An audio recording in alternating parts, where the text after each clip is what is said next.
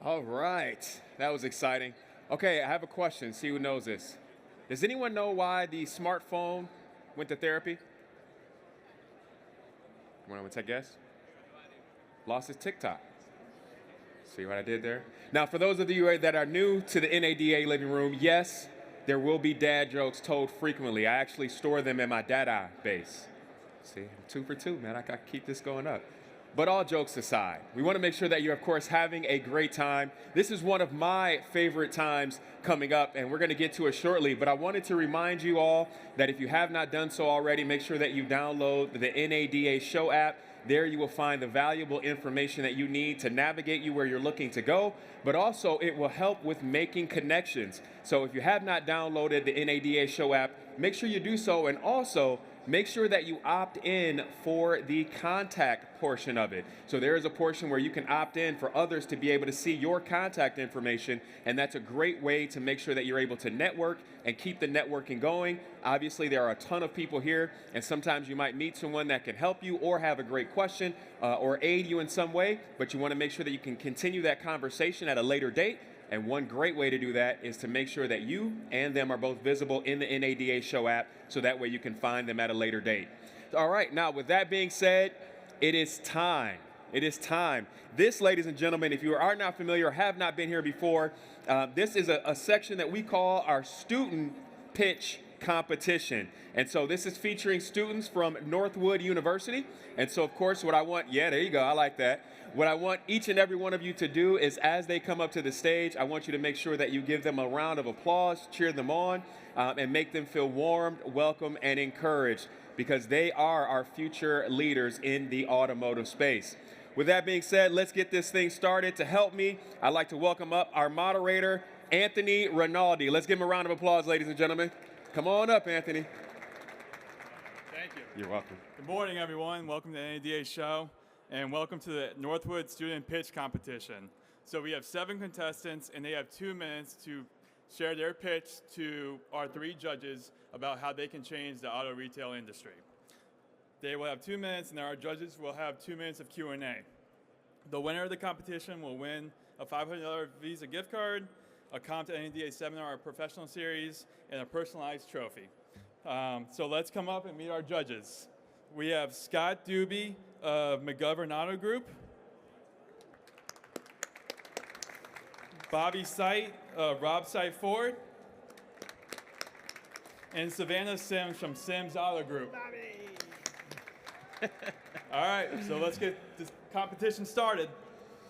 Okay. All right. Welcome, Max. Hi, Max. Hello everyone, my name is Max Hart and I'm a junior at Northwood University studying automotive marketing and management, and I love retail automotive. Especially excited about how the industry is moving. I believe car companies like Carvana has changed how people buy cars. But I believe that there's a smarter, more personal way to buy cars. Carvana made car buying fast and convenient, but something important was lost. Trust, transparency, human connection. Too many buyers felt like they were dealing with a website and not a business that really cared about their purchase. My goal is to rival Carvana and other big retailers such as create a modern, digital-first car platform. Keep the convenience of online buying, but bring back the dealership experience. Real people, real service, complete honesty. Customers can do everything they want. Let's meet our customers where they're at, whether they want to take a fully online approach or come in and meet with our sales associates.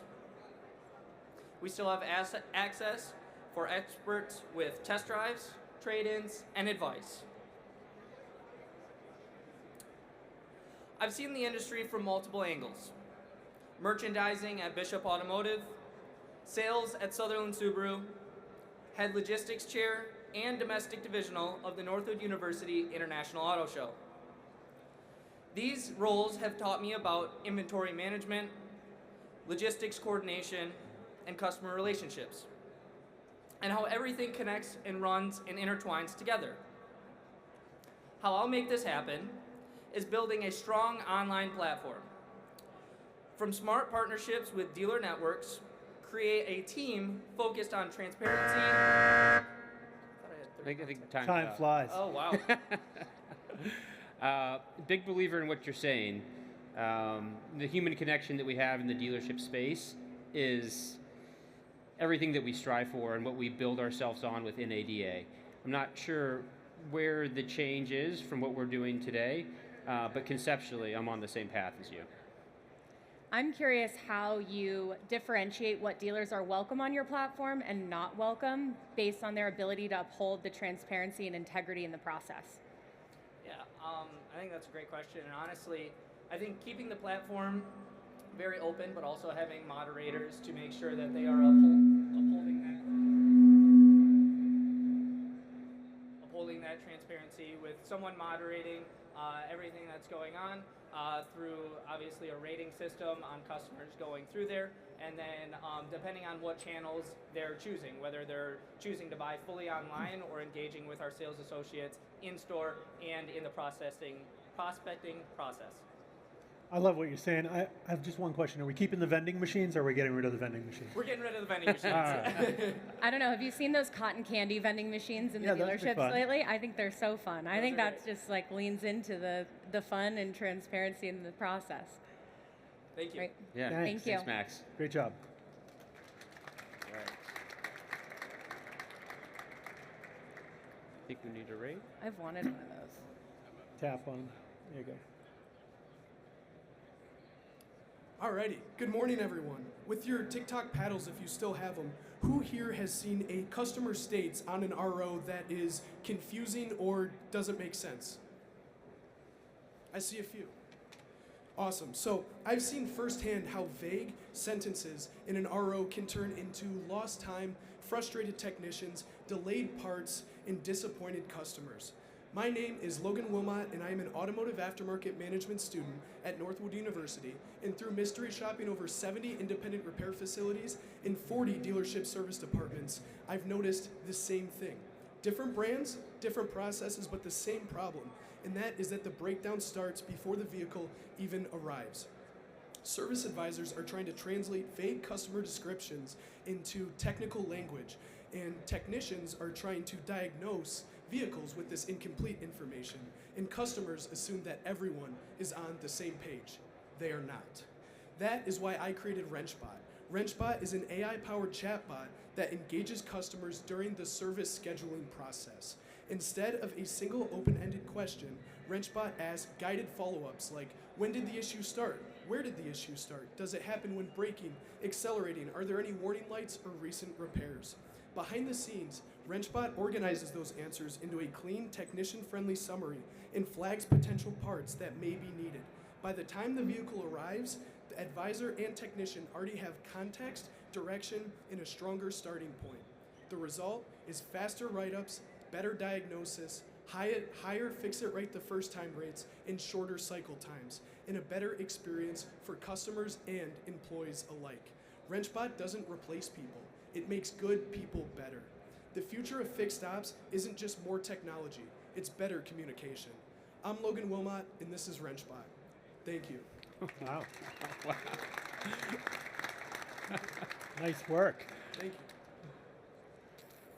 Well, I've got a great question for you, or I have a question for you. It sounds great. Love it. The biggest problem in the service drive is not asking the right follow-up questions. How do you train the bot? Where are you getting the language model for training the bot? Absolutely. So the great thing with AI is machine learning. So what's fantastic is that we can have AI learn from those phone call conversations between service advisors, service schedulers, and the customers that come in. So through that, the AI can learn from all of the different conversations that are going on between the service schedulers, service advisors, and the customers to learn from that and know what questions to ask. What if the wrong questions exist in those conversations? Like, let's say the right questions are never asked. How does the bot become aware of what the right questions are? Yeah, absolutely. So through the way that the AI would work, the bot is able to see the questions that it asks, it really learns from the questions that it asks. So in asking the customer one specific thing, the customer responds from that. The AI will then be able to ask a smart follow-up question based on that, if that answers your question. Gets closer. Thank you. Okay. Appreciate it. Yes. I love it.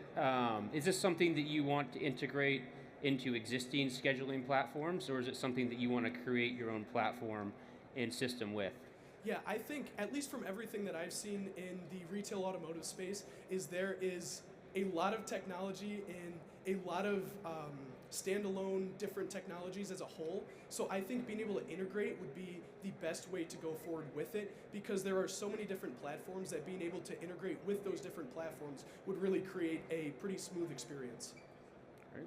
Is this a text-only platform? So originally, when I have thought of it, yes, that would be something that when you're going to the dealership website and scheduling a specific time, then WrenchBot would come up and be able to answer those certain questions for you. But I do think that with a lot of AI calling services and things like that, where AI can actually pick up the phone and talk to customers, I think that's something that could be very easily translated from a text-only into more of a phone call option. I think about when my vehicle makes a sound and I can record that, or I can take a photo of the error message and I can't recreate it. I think it just eliminates a lot of those comebacks that are clogging up our service drives. Absolutely. Great job. Awesome. Thank you guys so much.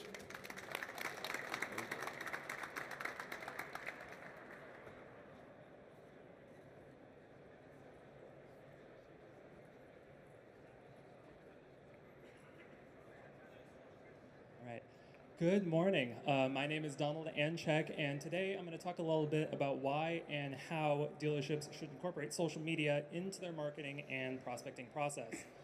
In 2026, social media is virtually synonymous with marketing, and with my prior marketing experience at Mike Savoy Chevrolet and Volkswagen of Troy, Michigan, I truly believe you cannot have a great marketing campaign without it. With hundreds of millions of people scrolling on TikTok, Instagram, Facebook, and other social medias in the US every day, dealers and their salespeople have an excellent prospecting opportunity. Having a presence on social media gives your potential customers a chance to get to know you and your brand before they ever even step foot in your dealership. You get to show them the human side of the dealership, which can make the thought of visiting less daunting. Social media becomes especially beneficial for prospecting when you incorporate more comedic, funnier videos into the content you produce. While a vehicle walk-around or a post sharing customer feedback is beneficial, it will not reach as wide of an audience as a funnier video will. These videos are going to end up in the algorithms of people who are not actively searching for dealership content, opening the door for these viewers to follow you and then see your walk-arounds and other serious professional content. And then when they are in the market for a new or used vehicle, you will be the one showing up in their feed and you're going to be their first call. Now, as I did mention, it is also beneficial to do some serious professional videos such as walk-arounds and sharing customer experiences. If you have a cool or interesting car on the lot, that's something to make a video about. It'll increase your chances of finding a buyer for the vehicle, especially if it's a unique niche vehicle. Have a happy customer buying their dream car, that's something to post about.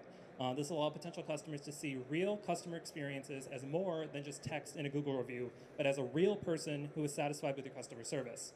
You can also use your comment sections to interact with potential customers, receive feedback, and answer questions while directing the customer to your website. Now, don't expect to see massive results overnight, as it takes time to build a following, but if you stay creative, study the trends, and consistently upload, you'll be able to grow your social media into a prospecting goldmine. Thank you. Great timing. Right on time. Yep.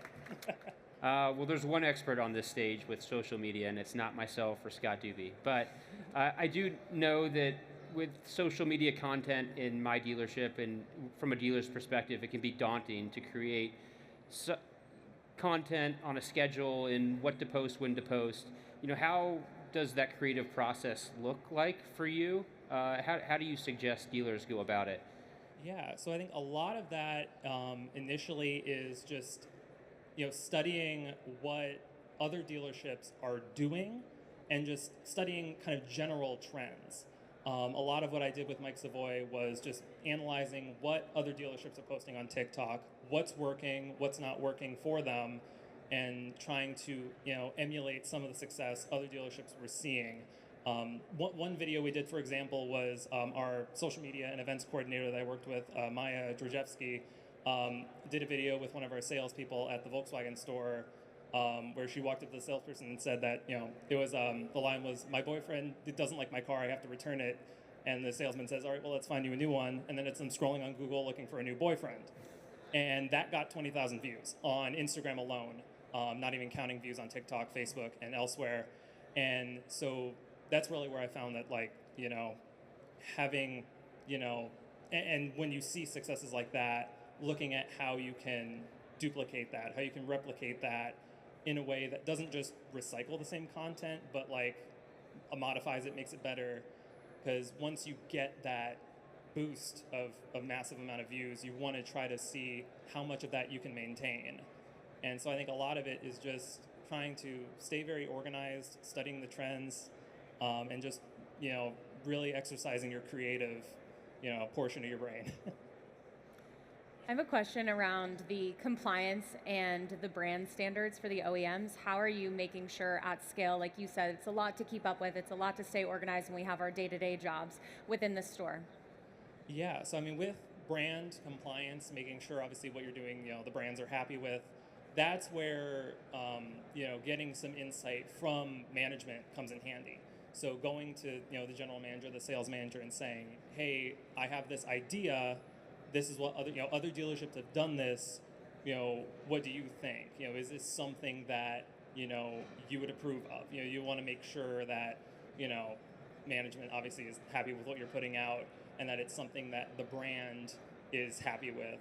And so, especially with comedic content, you got to be careful with that, because, you know, you want to, yeah, you don't want to upset the brand. So yeah, definitely just, I think, confiding in management. They're going to be very knowledgeable about what the brand wants to see, what the brand likes to see, making sure that you are properly representing the brand. So I would say confiding in management. Wonderful. Savannah stole my question. All right. Thank you very much. All right, Great perfect. job. Thank you. Thank you. Thank you.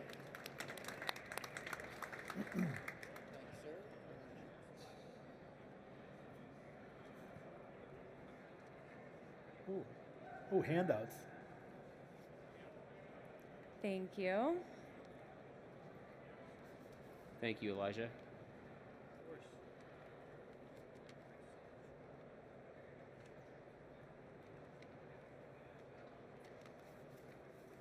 Thanks very much.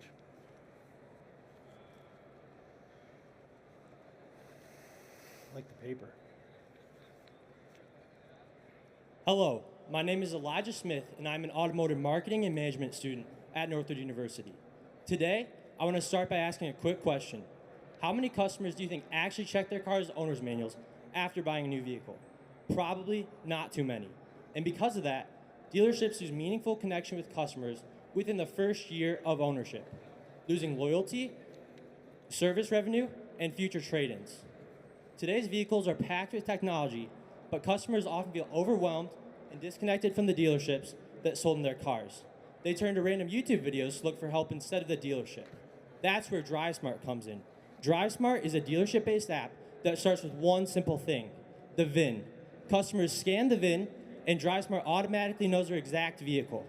DriveSmart then shares step-by-step video tutorials made for the customer's needs. No guessing, no searching, no confusion. Customers learn how to do basic things like checking fluids, using Apple CarPlay, and even driver assist systems. DriveSmart is also very good for service scheduling. Customers can schedule appointments in seconds by syncing with the dealership's live service schedule. It is also beneficial because they can use the live service status to track their vehicle along the way.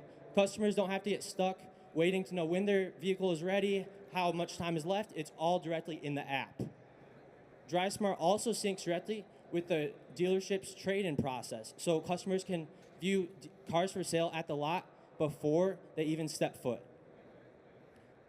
Dealerships gain higher service retention and future customers. Customers gain satisfaction and convenience, and manufacturers gain brand consistency across every dealership. Instead of being forgotten after the sale, DriveSmart stays directly in the customer's pocket. DriveSmart bridges the gap between the customer and the dealership, one VIN at a time. Incredible. I don't know if you guys noticed, he did all that with no notes. Fantastic job. I love it. I think you're on a great path. I look at a lot of different manufacturers and OEMs and the way that they connect applications and phone apps to vehicles, and I think that they're doing a lot of what you're saying. But what they aren't doing is providing instructional videos, things like that. So I think really what your concept is really great. I just think that it's something that maybe you could go to an OEM and say, hey, let's take this Ford Pass application, take the Ford application, let's keep all the scheduling you have available and all the connected features, but let's add some instructional videos to help improve the customer experience. For sure. Yeah, for me, it's kind of difficult because it's like I wanted to combine a lot of different things into one app. Absolutely. Because that's what I struggle with. Like some of the dealerships around me, like they might have like something that texts you like for the service updates, or like you can obviously check their website to see like other vehicles they have for sale. But there isn't really like one website that could fit all the boxes for the customer. So that's what I was looking for. Yeah. Especially when dealerships have their rewards programs, I could see that being a great add-on there, as well as being able to purchase like extended service plans and reminders there. Well done. Yeah. Thank you. So all the video is going to be VIN specific as well. I mean, how are you going to do that? Is that AI generated content? How does that happen? Yeah, for sure it could be. So it's like I find like it's like teaching like my grandparents like how to use their new car. Like Easy now, easy. they don't know how to like set up their phone or even like change some of like the heating and cooling stuff. So it would be specifically that way. Instead of you find a video that fits exactly your car, you're not trying to find a car that's 5 years older on YouTube. Yeah. Like it's exactly what they're looking for. So Great, sounds great. Can't wait to look Love at it. Thank you. thank you job. guys very much.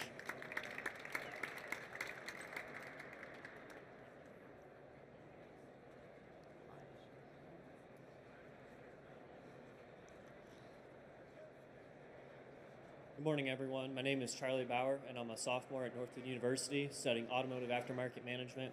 Before I start, I just want to say thank you to Northwood University and NADA for this opportunity. And today I'm going to be talking about technician retention and how to improve your fixed ops department. So there's a couple different strategies. The first one being the technician. So I feel, going into fixed ops departments, sometimes the technicians feel that at the bottom of the totem pole. So improving that, rewarding their successes, giving them further training, things to really benefit, your service department to really help it grow. Secondly, talking about the efficiency of the service lane. So if a customer were to come in and, a couple of the speeches before, hinted on this, but, if they have an issue, having your service advisor or someone there, to fix that issue before it's larger, and having to write an RO and complicate things some more. Other than that, measuring the technician's success, like I said, rewarding their, successes, if they can turn, vehicles quickly, and having an open door policy as well with your service advisor or service manager just builds that retention rate of technician. It is one of the largest problems the industry is facing, and I feel that having that open door policy really makes the technicians feel that they're a valued part of the dealership and they are a profit center of the dealership, and they're one of the most important parts because they keep customers' vehicles on the road.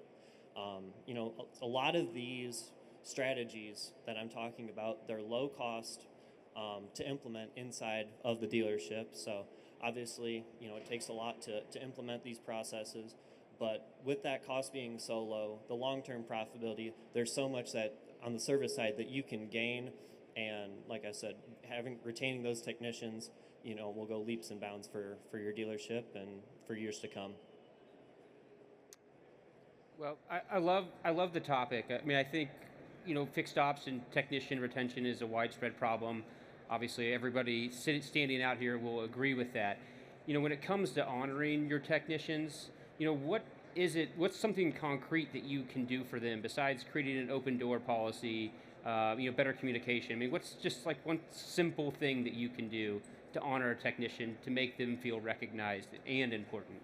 I think tracking, like I said, tracking their successes throughout the week, like seeing how many vehicles they turn, if there's 5 or 10 more, that week, bringing them in and just saying, hey, congrats, you were really efficient this week, but also furthering their training. So, if they're kind of just in the middle of the road, as you say, giving them the training to become a master tech, whether that be, engines or transmissions, that sort of thing, but just giving them those tools and kind of a roadmap to the success to really look at, here's what a year looks like down the road. Here's 5, 10 years down the road. So really building that plan so they stay at your dealership longer.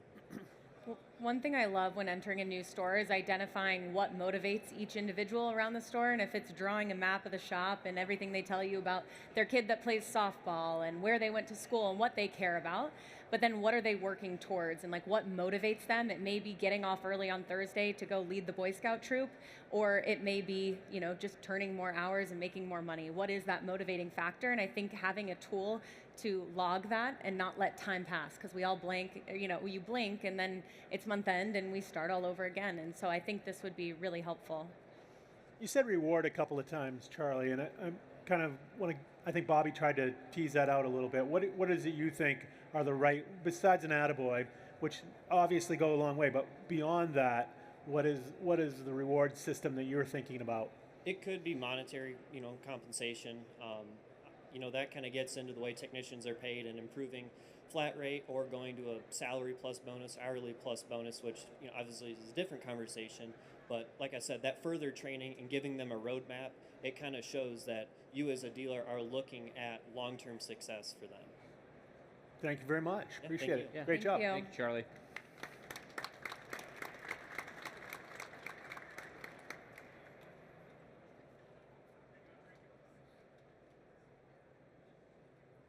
Have you ever wondered how many customer problems go unsolved simply because people can't see them in time?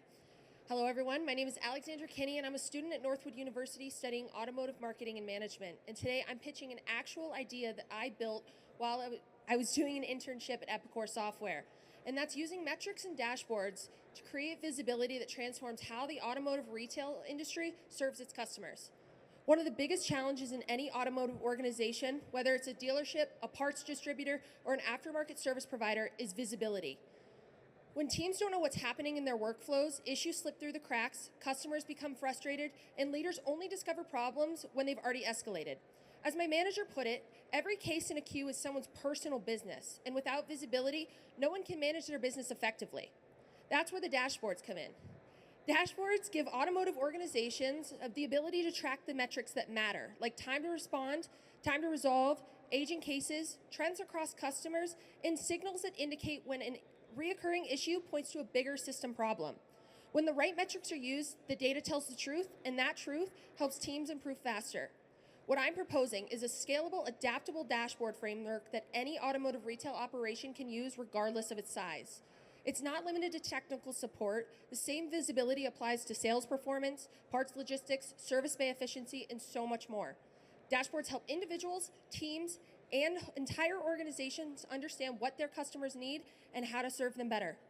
When automotive businesses have this level of insight, they can resolve issues faster, reduce downtime, identify patterns before they escalate, and evolve their operations in a measurable and data-driven way.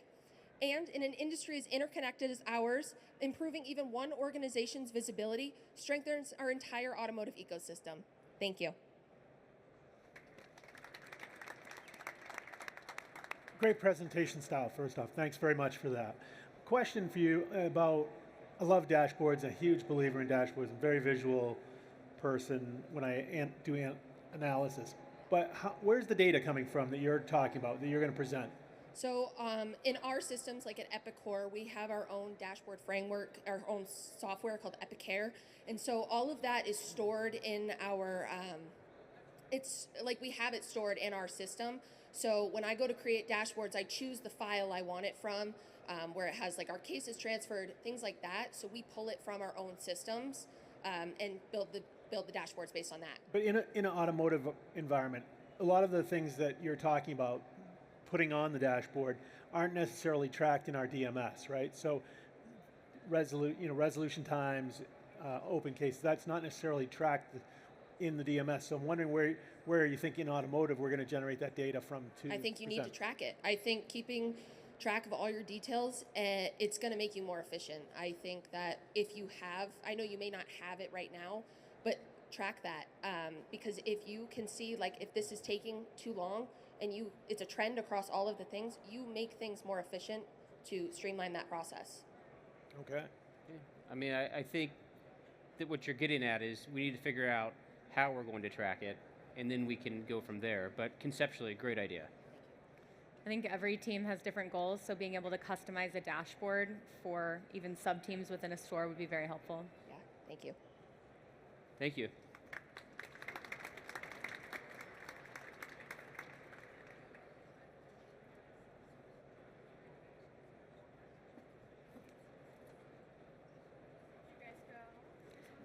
Thank you. Thank you. Thank you. Oh, it's okay. We could share. No, you, please, Bobby.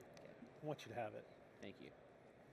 Hello everyone, my name is Maggie Nelson. What if getting your car fixed is just as easy as ordering an Uber or getting DoorDash? Right now, it's not. Most people drop their car off at the dealership and spend the whole rest of their day wondering, has anyone even looked at my car yet? How much will this cost me? Or why hasn't anyone even updated me yet? Did they forget about me? This uncertainty is incredibly frustrating for customers, which ultimately results in the industry's biggest challenge today: lack of customer trust within dealerships. The data backs this up too. According to Zip2, nearly 80% of customers feel frustrated during service due to poor communication. And Cox Automotive reports that customers who service at a dealership are more than 74% likely to buy their next car at that same dealership. Those frustrations and bad experiences lead to lost service and lost sales. This is an opportunity. That's where DriveFlow comes in. DriveFlow is a digital concierge service platform that completely modernizes the dealership service experience for customers, from check-in all the way to delivery. In the DriveFlow app, customers will schedule their service just as they would order food. So they would choose pickup or drop-off. They can do that either from work or from at home. And once the car is checked in, everything happens digitally. Customers receive real-time updates such as MPI complete or repair in progress. And technicians and managers send video MPIs showing exactly what needs attention and why. This is huge because studies show that over 60% of customers prefer video explanations because it builds trust and it speeds up their decision time. DriveFlow removes that friction across the entire service department. Advisors are more productive and they can handle more ROs at a time. Technicians spend less time waiting and more time fixing cars, as we know they love. And dealers boost their efficiency and they raise their CSI scores. And most importantly, at the very root of the problem, customers actually are enjoying their service experience again. At the end of the day, DriveFlow is built for the modern day customer. Great job. Thank you. Great topic. Huge believer in transparency. Huge believer in video inspections. Huge believer in concierge service. Things that we do in our store currently. How do you help dealers who maybe don't implement these type of strategies and establish a process that is really sustainable for them to continue on with? Yeah, so I believe in every single dealership, there's one dealership at an OEM that is doing the best, and you have to look at why they're doing the best. Maybe it's a software that they're doing, maybe it's something they're doing with their employees, and so we would strive to get this. We had talked to OEMs to get this in every dealership that we can, and then also dealerships too. And so we'd have those flagship dealerships that are doing an amazing job, and we'd get DriveFlow in those dealerships and show them how to use a platform.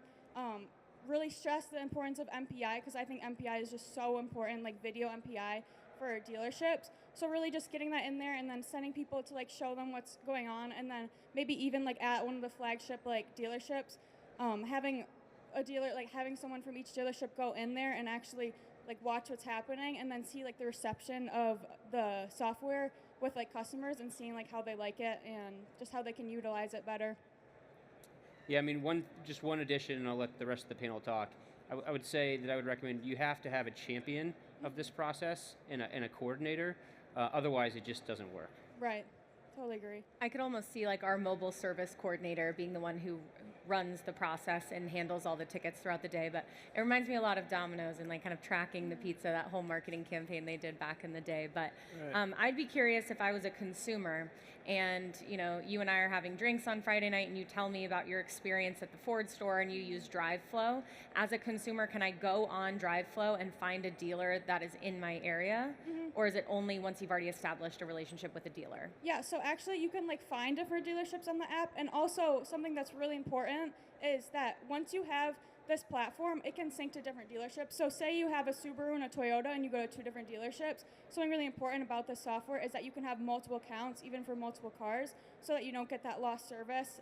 You can see your history, and then you can like look up areas or like dealerships in your area to see where you want to get your car service. And then there's like a ratings in that, so you can see like how highly rated each dealership is. So that's also integrated in the app. While you were designing this, did you do a gap analysis and look at other software that's available to us already, and then DriveFlow somehow fills a gap in what's already existing out there? Yeah, so I actually did look into some other apps that do this, and there are some other apps that do this. However, they're very different. So something I really strive for when I was making DriveFlow is making this really easy for the consumer, because I think at the end of the day, the consumer is what's important. Like, we're trying to advertise and we're trying to get people in dealerships because there's a lack of trust within customers going into dealerships, as I'm sure we all know. So something that's really important is how this interface is looking with consumers. And so I did some studies and looked at like some different apps to see like the reception that they have to these apps. And so I developed that picture that I showed you I just thought of like the best process that would be great for customers. And the other apps and platforms that are out there, they're not super like consumer focused. So I think this is really heavy on consumer side. Like the dealerships and the OEMs, they'd want to employ this in their stores because customers love this. And I mean, everything in our life now is like digitalized, from like buying food to like TikTok, social media, shopping. So I just think it will really like combine all those elements in something that the customer. Can you just pick one thing about the UI on your app that you think is the most consumer friendly? I think the most consumer friendly thing is the video MPI, because I know like when I get my car service, the dealership I go to, they don't have video MPI. And sometimes, I mean, like as a girl, I'm going into the dealership and I used to not really know what was going on. Granted, I worked in a dealership last year, so now I can kind of call them out. But anyways, like going into the dealership and not knowing what's going on, especially as a female, I think is really important, because if you can see like, oh, it looks like my brakes are bad, or oh, like my tires need to get rotated, you can actually see that and have someone explain it to you, where it's not just like them saying all these things and you're like, oh, they're trying to upsell me. So I think it's really important, the video MPI, they see what's going on. The 2 screens that I think stand out to me are track your service, and I know you all can't see it, but it's very clean. It just says, checked in, MPI complete, and it goes through each part. And the last piece is the payment and delivery, because I think our mobile payment systems just aren't clean and consumer focused. So I love those 2 screens. Yeah, thank you. Great job. Thank you very much. Really well. Appreciate really it. cool. Thank you, guys.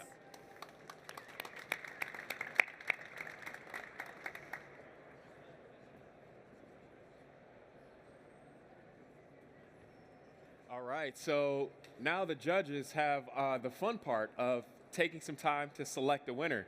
But before we get there, as the judges tally their scores and get everything together, I would love for you all to give all of our student pitch competitors a big round of applause. It takes a lot to prepare, to get this ready, and it's amazing. One of the things that I think is interesting that we don't necessarily think about because we're in the moment is that we literally are a part of history, right? Most of you well know, NADA is well over 100 plus years old, but you got to think about where we are in the technology space today. Some of these pitch competitions could easily be on the show floor by next year, right? I mean, our speed to implementation is moving so quick that it's no longer idea and then crowdfunding and then all these other things. Like, you can literally go from idea to application in a record amount of time. And I think that is extremely exciting. So some of these things and pitches that they came up with and concepts are not just grand ideas, but things that could actually be implemented pretty quickly. So I think that's a great piece. And we all are, this is the automotive industry, event of the year, and we're here. And so it's great to be part of that history. So we're going to go, I'm going to bring Anthony back up. I think Anthony's hanging around. He's going to confer with our judges, and then we're going to go ahead and announce our winner. But again, Anthony, you ready? Ready to tell them winner? They're eager to know. All right, let's do it. You're welcome. So let's give it one more round of applause for all of our contestants. They were great. There we go. And the winner for this year's pitch competition for Northwood University student is Maggie Nelson. Maggie. Come up here, Maggie.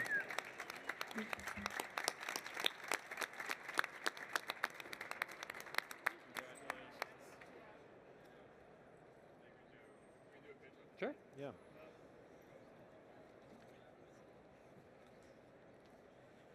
Here, I'll get on the other side. Thank you, guys. You're so welcome. Great job. Hold on one second. Maggie, can I take your badge? What did you say? Badge. Oh, yeah. See, this is part of the living room activity I tell you guys about. We're a big family here. Okay, now pictures.